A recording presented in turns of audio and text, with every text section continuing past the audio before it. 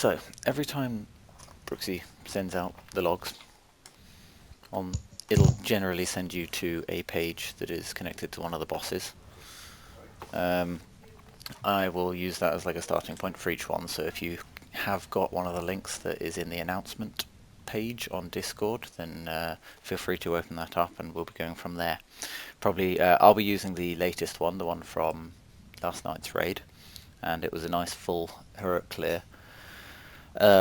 Just as a bit of a disclaimer, I will be using examples of mechanics, and these will and did hit people, so I'm not using this to sort of witch hunt or pick on anyone, but obviously take any criticism lightly, and I'm not trying to pull out on any mistakes that individuals are making. I'm already butthurt. Good. I'll be picking on you extra then. This will generally be quite DPS centered. Obviously Warcraft Logs is designed to pull on all the kind of stats and figures, and a lot of those stats and figures will be aimed towards DPS, but it can be related to tanking and healing as well. So you can use a lot of these features and certain elements of it to boost your healing and tanking likewise. But generally you're going to have to use your own knowledge of the boss mechanics to see the info on what they're doing and whether the mechanics are being done correctly by yourself. And the main use for us all individually will be simply to look at your own performance and realize or decide whether you're actually doing it right and if there's anything that you can do that can be better. So this, what you can see on my screen, is the first page that you'll get when you get a link from Brooksy. So just to orientate people a little bit, at the top you've got all these different tabs. Now those buttons up here on your top right are probably the most important of all of them. You've got the Analyze button that has the general statistics. You've got comparisons, so you can try and compare them, but we won't be doing that today. Problems button, that one's very good, but unfortunately Warcraft Logs isn't updated to all of Emerald Nightmare bosses for the problems section. Rankings, that's good for seeing how you're comparing against other people, and the replay option shows you a little bit of a map, and essentially it's a replay. I like the replay option. It looks good. Oh, is that people trying to join? No. That's Scott saying, what is this that you're trying to do? Right. So, on the left, you've got these two tabs here. So, when you drop down on here, you can select each individual boss, as well as... God, that's going to get annoying. Thank you. You guys are going to have to stop this.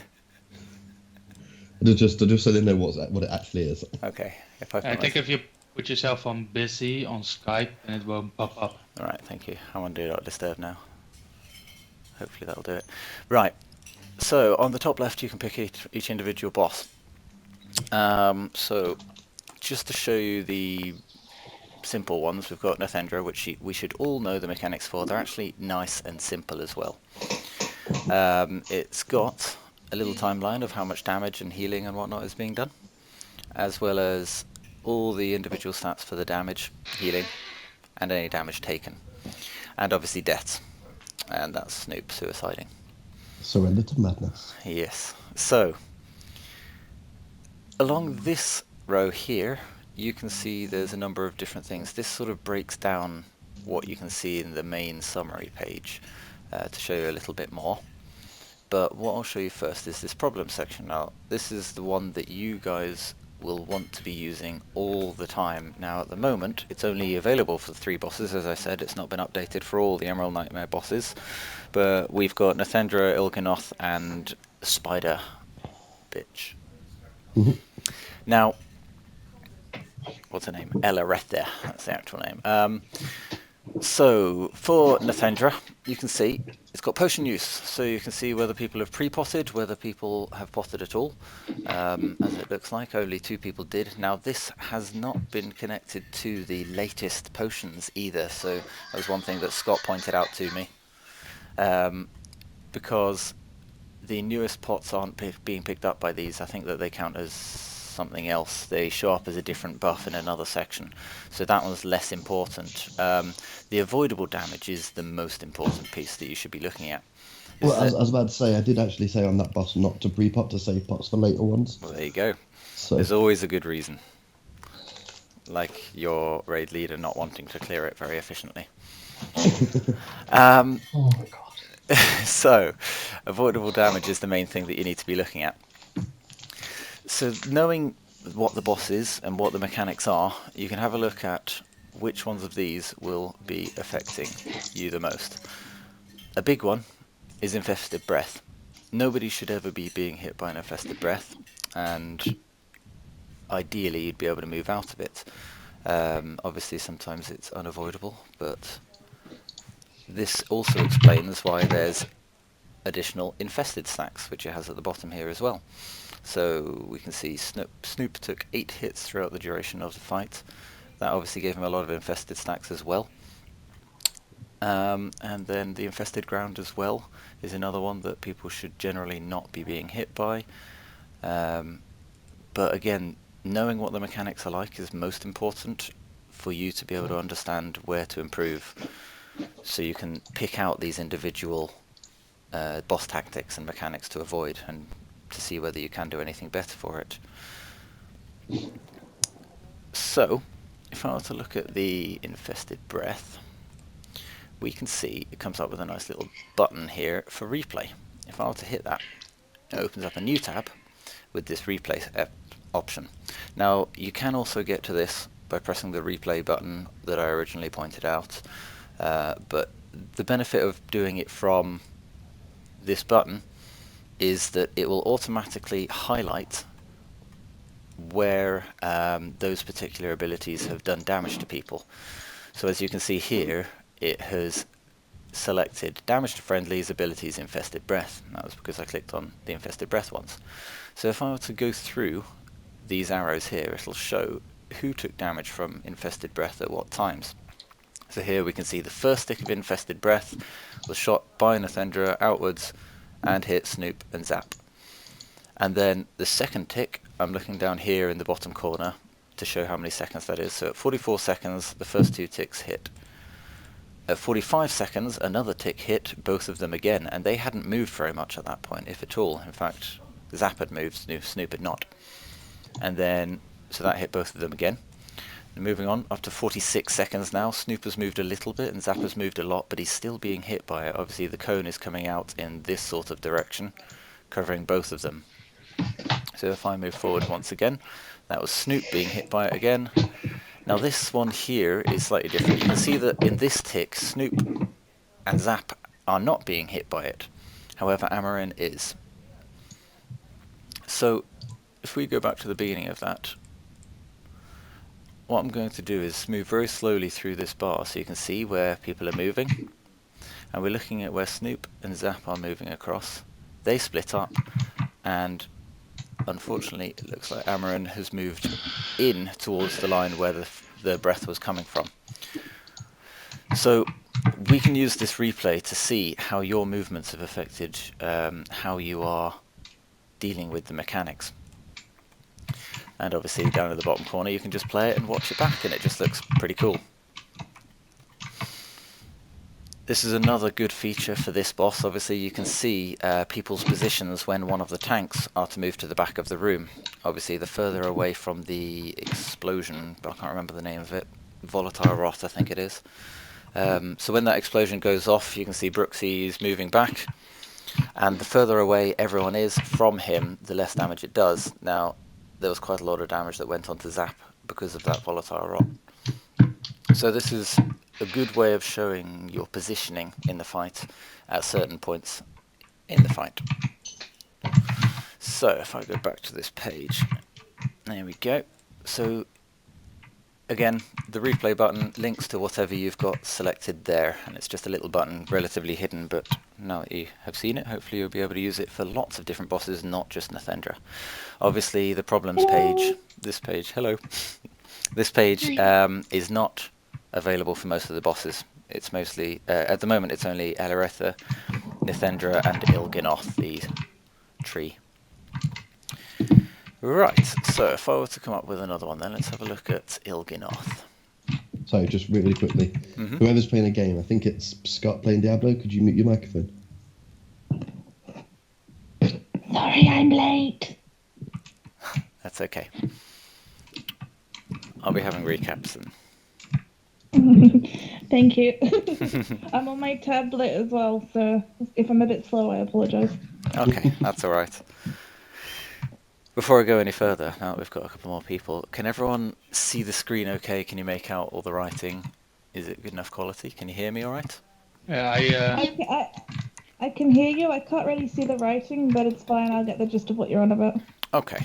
if you make it as big as your entire screen, it's really as if you're looking at a web page.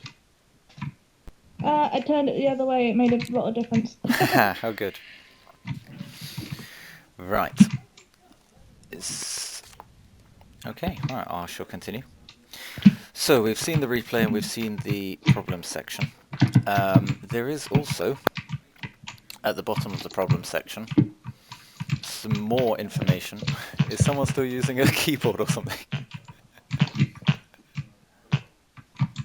There's a lot of background noise going on.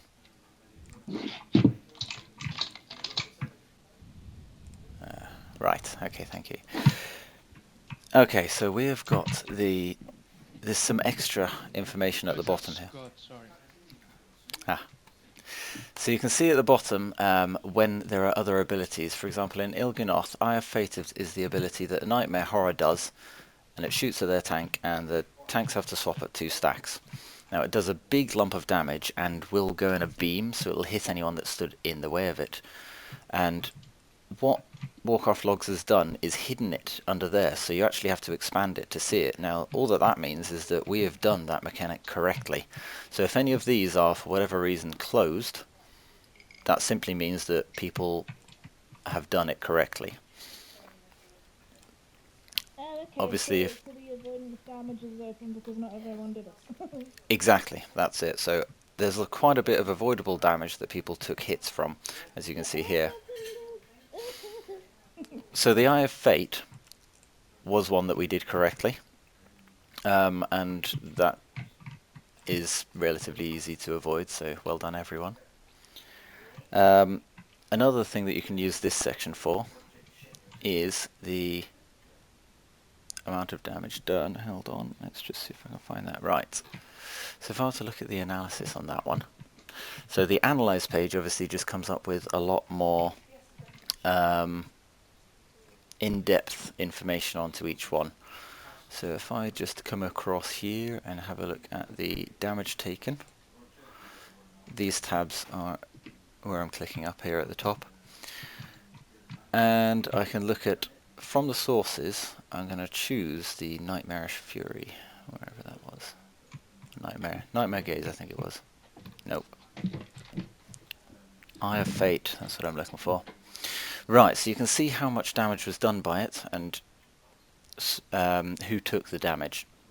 An important thing to look at when you're looking at the individual things is your cooldown usage. So if you, for example, if I'm comparing myself to Brooksy, I can see that 12 casts in total, 8 of them hit me and 4 of them hit Brooksy. I can compare them to the average hit of them to see how much more damage either myself or Brooksy took, to see whether it would be worth using a specific cooldown whenever it happens. I know that, for example, Demon Hunters have got a good cooldown that lines up very nicely with it, and that's why my average hit was quite a bit lower than his. It does hit a lot of damage, so as a healer I could also be looking at this and thinking, right, well, if each hit does 2.12 million roughly to Brooksy when he takes it, I can precast something to allow it to hit and to heal as soon as it hits. Okay, I think I might have to ask everyone to mute their microphones for this, because there's a lot of noise going on.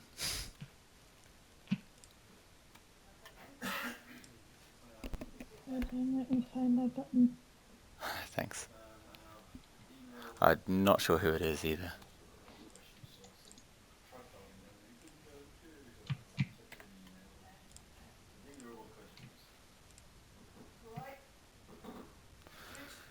Okay. That's alright, we won't be going for too much longer. So, if I go back out, let's start on a new page then. So all I did here was click on one of the links from Brooksy to bring up the page that he links us to. So to go into a little bit more detail in the Analyze tab, you can have a look at yourself compared to other people as well, especially people that are the same class or spec as you. So if I were to have a look at, for example, Snoop, and click on his name, I can see what he's done in this fight. Have a look at the summary, and it will show things like his talents, his artifacts, his gear, as well as the damage by each of his abilities. So if I was Snoop in this situation and I was thinking, how can I improve? Well, you can have a look at what you're doing, but the easiest way of doing it is to compare yourself to someone who you know is very, very good. You can find that on the actual website. So if I just middle click on that to open up a new tab, this is the home page for Warcraft Logs. On this little button with the 3 lines, you can bring it down to the boss that you're comparing yourself with. So on Nathendra, I'm looking at the moment. This has come up with a list of all the best damage rankings in the world. So if I were to list that down to Heroic, because that's what we're currently using, and by class Priest Shadow, I can see all the best Shadow Priests in the world for Nathendra Heroic. I can then filter it down even further to what I know was his eye level during that time, which is 857 to 859 bracket. And now there's a list of all the people that are the same eye level as him. So if he was to click on one of these, say the top one, Mr. Tyrone Shoes. Tyrone Shoes is here. This is just showing his run. So this shows all the other people in his guild raid guild at the time. So selecting Tyrone Shoes there, I can see all of Tyrone Shoes' abilities. So if I go back to the summary, I can then compare that with my other tab that I still had open of Snoop's. As you can see there, it says Snoopaloop at the top. And you can see all of his talents. So if I were to compare my talents with this guy's, I can see, yep, they've used pretty much the same talents apart from this one, but that's just a CC, so it won't make any difference. So that's good. There's no particular points of improvement there. I could have a look down at the damage done by ability. That's usually helpful, so I scroll down on both. So this is currently Snoop's that I'm looking at. I can see that he's got a lot of Vampiric Touch, Shadow Word Pain, Mind Flay, and then Mind Blast. However, this one's in a slightly different order. Now this is the other guy, Tyrone Shoes.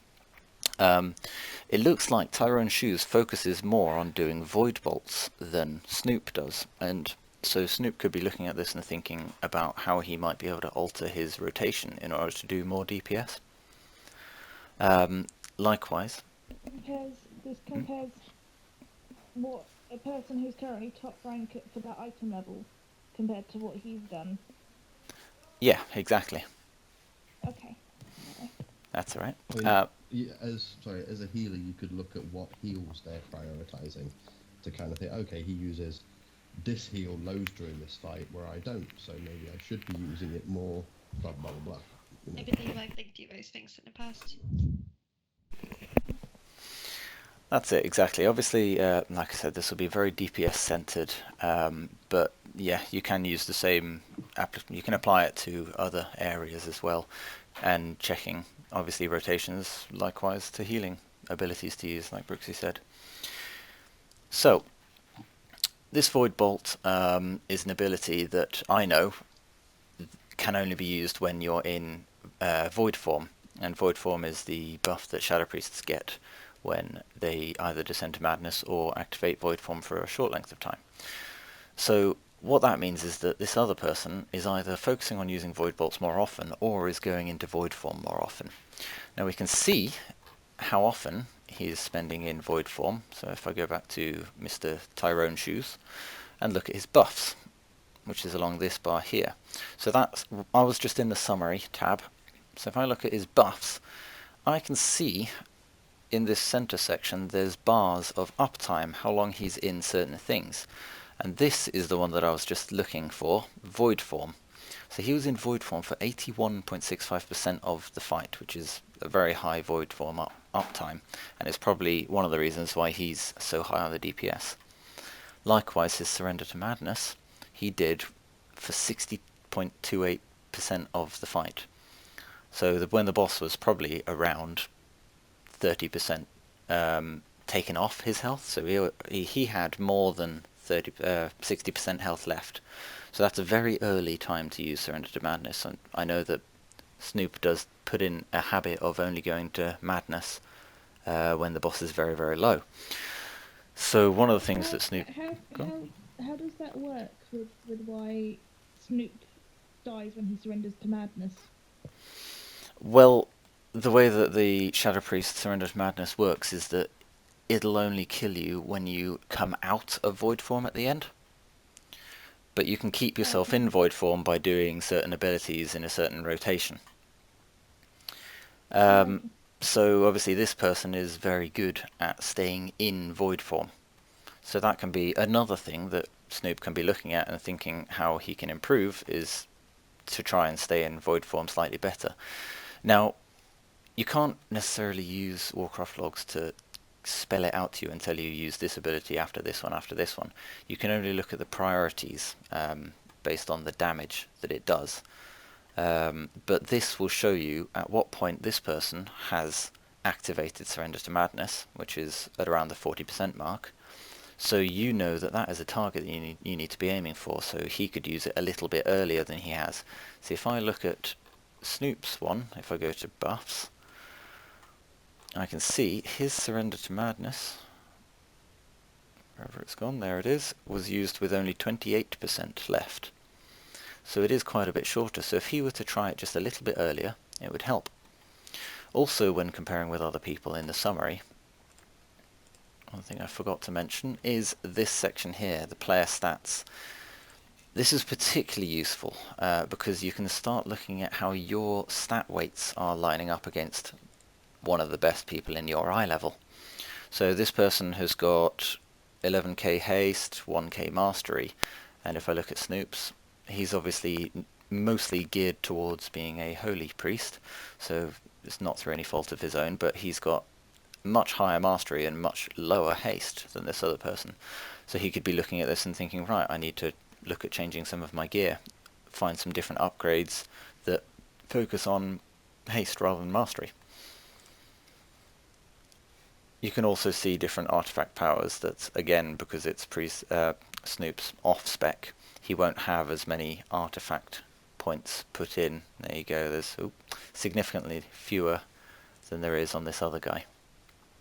So yeah, this is all different features that you can use to compare yourself with other people. And of course the buff section can be used for lots of things, not just certain Surrender to Madness. You can see the uptime of, say, your slice and dice for rogues, or any kind of buff that you really should try and get 100% uptime on. Likewise, you can use it for dots. So if I were to click on the damage done section, obviously you can see the disparity in the order of damage that we were looking at earlier in the summary tab. So Void Bolt is in 5th position for Snoop and is in 3rd position for this other guy. But likewise you can see other things like the dot uptime. So Shadow Word Pain and Vampiric Touch are Shadow Priest's dots. And again, as a healer you can look at your hot uptime as well. But this person has managed to do it for 98.8 and 98.9% of the fight, which is obviously pretty much 100%. That 1.2 and 1.1% is probably solely down to the pull time. He probably didn't put them on immediately. So obviously you can compare that with yourself and think, okay, well, I dropped on Shadow Word Pain, I'm only on 93%.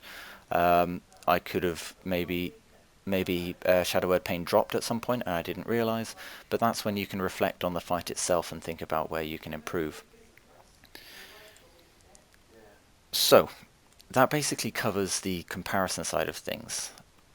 So you can look at stat weights, you can look at talents, and obviously don't just compare yourself to one person as well. you can use this to look for other people in the same way that we did previously by clicking on the 3 lines, check your boss, and then you can see all the best people in the world for, say, your difficulty, your class, and your item levels even. Obviously you don't always have to filter it down to those individuals. You could look at people that are higher item level than you for something to aim at, but if I were to look at this person here, I'm sure it would be similar. Well, now this is the next bit that I'm going to go on to. The ranking things, here you go, let's go back onto Snoops.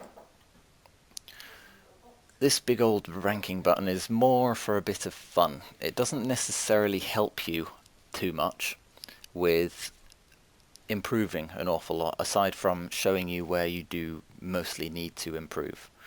So for the Nathendra kill, Snoop had a ranking score percentage of 33%. So for the rankings, obviously higher is better. If you're exactly 50, then you're straight down the middle, dead average. Any higher and you are above average, and any lower and you're below average. And this is comparing you to, this stat on the left is comparing you to all people of your spec. And this on the right is comparing all people of your spec in your item level bracket. Now you can see here it's got a list of the item layer level. There's Chimera's 866 item level, put him in bracket 866 to 868. So he is at 93rd percentile for that bracket.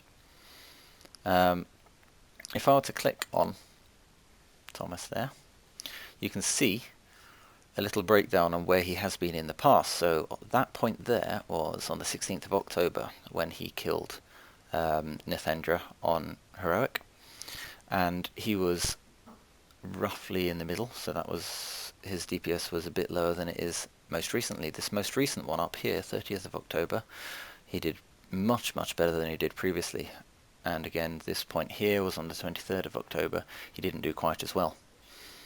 So this holds a history of all of his attempts on those bosses. If I change that to all bosses, if I change that to all bosses, this is looking at Chimera now, not Snoop. You can see his ratings throughout, essentially throughout history of Warcraft Logs, and on every single boss. So if I were to look down this and think, right, so the best history, it may have been the most recent one, but my lowest of all of those is Xavius, so maybe I need to look into the Xavius fight and see how I can improve to become better. Now, as I said to a couple of you... Does that also help you reflect on, like, if that might not necessarily be as good for your spec or stuff like that? Well, what this does is compare you to other people of your spec on that boss. So the percentage, if you overperformed on that one, it'll be the same percentage. It won't have anything to do with what your spec is like on that boss, because it's comparing you to all other people of your spec. Okay. Does that make sense? Good, right. So I can see Chimera was lower on the Xavius fight than he was. He was still above average, which is great, but he was lower on the Xavius fight than he was on most of the others. So the Xavius fight might be one that he can look to improve on, so he could compare himself to other Demon Hunter DPS spec players for that particular fight. And I won't go into that now, but in the same ways that I did with the earlier one with Snoop and Nathendra.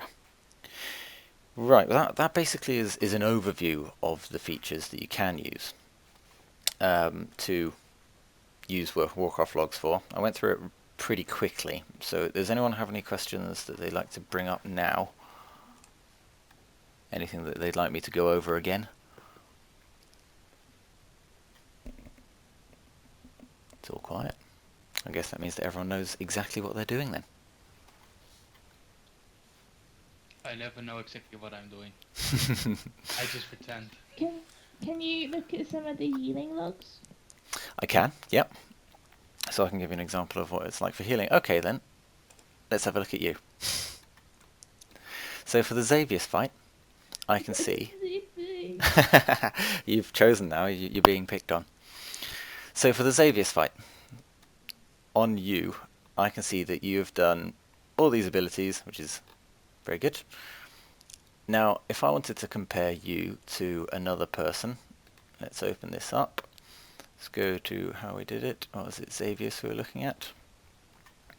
So we were in Heroic, and the class was Paladin Holy. And what was your item level in there? I can actually see it if I click on the summary there. It's got your item level on the right here, 863 in that fight. So that's useful, especially if your item level has changed and you can't check it in game. So 863 would put you in that bracket there, 863 to 865. Right, I can see where I went wrong. That section there on the left. Told you so. Yeah, that is it, exactly. I was having a bit of a moment. So there you go. I missed one of the filters. I was looking at damage, not healing.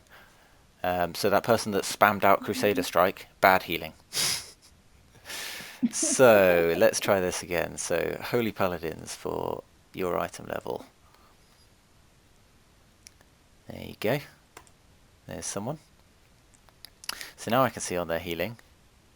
There he is, right at the top. Fantastic. Beacon of Light healing, 26%. Let's compare that to your healing. There is no Beacon of Light healing. Wait, but it could be. Did you forget to I'm put sure Beacon of I Light had- on them? Oh, no, I'm sure I had it on you. We did have a wipe on that one previously. I think it can drop off, so potentially that could have been a lot more healing if it wasn't on. So there you go, Beacon of Light did a lot of his healing. Then it's Holy Shock. If my UI is harder to look at to see if it's off people. I did have a chat with Scott because I know that he produces a lot of weak auras, and he said that he might be able to produce a weak aura that gives you a warning if it's not on anyone, on one of the tanks. I know Oh, a okay. bird in Elo who has the specific macro for it. I can find it. But that could help anyway. So you can compare your healing anyway using this page. Likewise, just like we did with the DPS, so you can see which of your heals did the most. You can see how many casts were done by it, so you can see if I click on... It's my life of the martyr that I did on you. So if I click on this casts tab on both of them, so this is now that person, Craigie, I can see that they cast Flash of Light 49 times, and you used Holy Shock a lot more. Your Flash of Light was 55 times. Obviously it's his fight might have been quite a bit shorter. I can see the duration, it goes all the way up to 7:30 there. His one was only 5 minutes, so this is why you've got the percentages anyway. So you can see that Flash of Light 26% for him and 24% for you. So that's alright. You've still got a lot of Holy Shocks there, whereas his is slightly lower. So perhaps he focuses on doing Flash of Light more than doing Holy Shock. Holy Shock is your best ability as a holy paladin. I was under that impression as well. But it might have Yeah, just been it's because it was a useful. short... Yeah, because it was a short match, he probably just used it on cooldown. It's just that He might You have could only get it gotten off. procs more as well. that's true. If it's a proccing ability, he might have got procs. It's also the fact that if they were winning fewer healers, then he may have had to flash more often, whereas we've got more AoE healing, etc., etc. They have two Yeah. macros, I think. That is it. Yeah, they used 2 holy paladins, so there was far less AoE healing, so more flashes would have been needed. Yeah, true. There you go. So obviously that's a good example of where Warcraft Logs, it can show you the statistics, but what you take from it is the most important thing. You have to understand the mechanics. You have to understand what you're looking for, because it won't just spell it out for you. So if you're looking to improve on your rotation, compare yourself with other people and see what they're doing. If you want to improve yourself on a specific boss mechanic, you can see when they cast things. You can see their buff uptime, their damages. It's a very useful tool for all sorts of different things. And hopefully I've covered enough of it today. You didn't go through the thing where you click on the abilities in order to see them on the timeline. Right. Okay, I can do that. Let's do that with Amarin, seeing as I've got her open. The timelines feature itself is a little bit temperamental at the moment, whether it's a temporary thing or just because it's the new expansion, but it doesn't always work flawlessly. And there's a perfect example. Apparently you only used it once on Brooksy. Yay. Normally, See it somewhere else, I think. let's see if I can... that's not really very helpful. Let's just see if I can choose someone else and see if... Nope. Let's try Snoop again. Okay, never mind. Yeah, the timelines feature doesn't work amazingly. I just meant in general when you click on those abilities. At least, yeah, and when you do click on it, these little bars will show you how much they do and when you do them. It's actually quite useful in this sense, looking at... Could Yeah. you go back to Holy Shock for that, with that main bar? Holy Shock. There it is. So you can see when Holy Shock was used. Obviously, this is a good way of being able to tell if you're actually using an ability on cooldown. Say you know that you need to use it on cooldown, if you're a DPS or a healer, and you know it's got a minute cooldown, you should expect to see it on 1 minute increments. And if you're seeing it with large gaps in between, unless there's a good reason for that, you could think, well, perhaps I can improve there. So, does anyone have anything else they'd like me to look at? Does that answer all of your questions on how you would look at it, Jordan? Yes, thank you. Okay, good. I linked a weak or being a full beacon. Ah, Thank you. that'll be helpful. Okay, well, in that case, I might as well conclude it there.